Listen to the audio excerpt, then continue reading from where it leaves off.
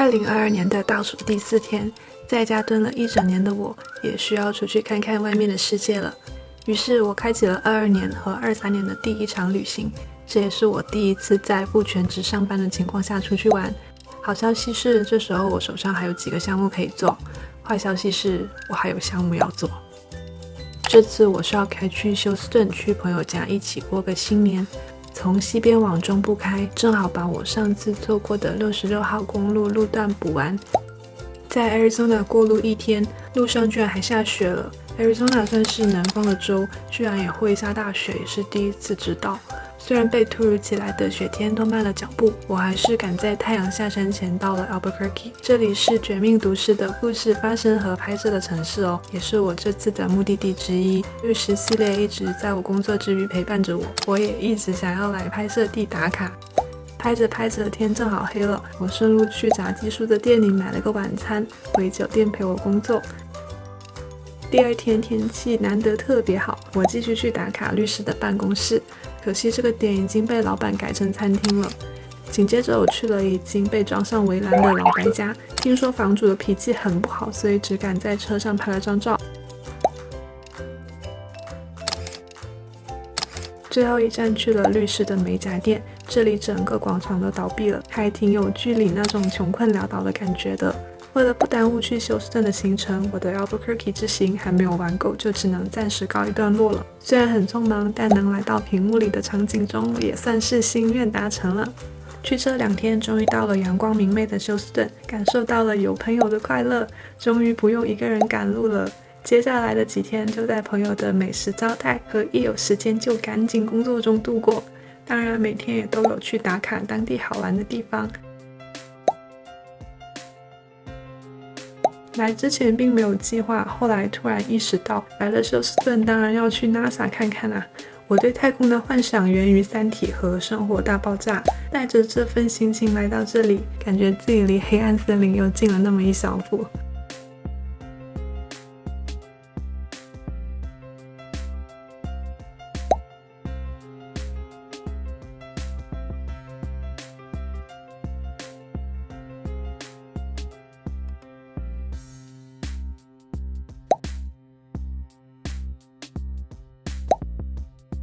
走之前想说去看看休斯顿的海，结果这次出门好像天气总在和我过不去。离开休斯顿这天早晨，充满了与朋友告别的不舍和许久没有早起的疲惫。回程我又要回到新墨西哥州，继续我一个人的探险啦。路上休息的时候，偶遇了一个用废品做的大鸟雕塑，还挺壮观的。今天我要去的是白沙公园。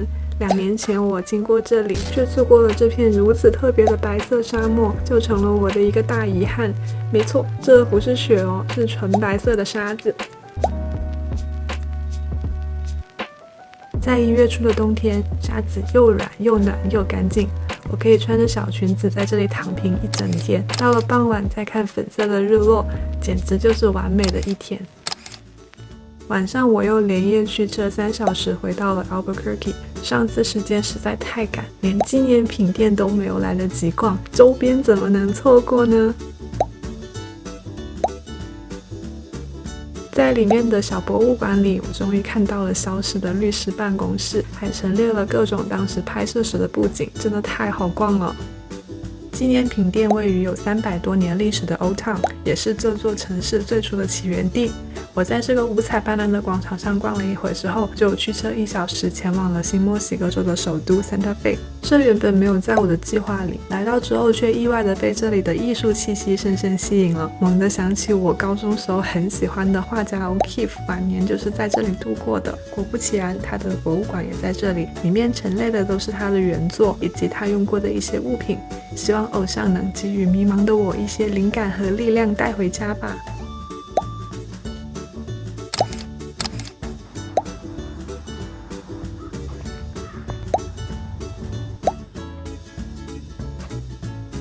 逛了一下午的特色建筑和画廊，是时候开往回家的路了。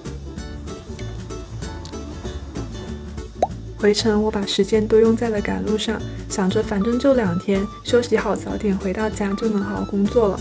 可是天不尽人意，可恶的天气又来跟我作对了。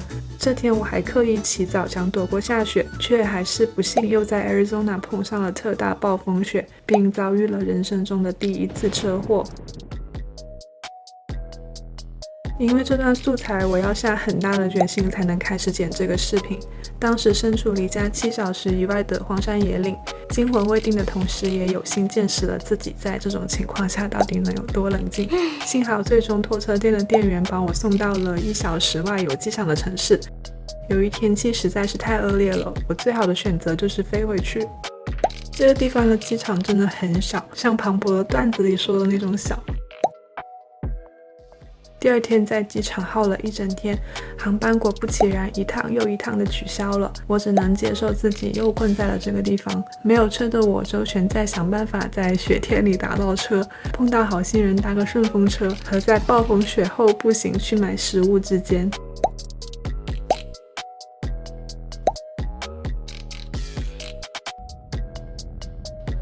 隔天我继续去机场碰运气，这次终于成功起飞啦！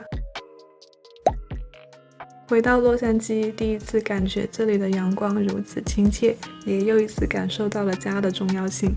自由职业的第1年，我几乎每天都在家工作和找工作，不敢把钱花在投资自己之外的事情上。在鼓起勇气踏上旅程后，谁也没想到惊喜和惊吓还是都来了。人生还是不可能一帆风顺啊！生活就像心电图，如果一直一马平川，说明已经挂了。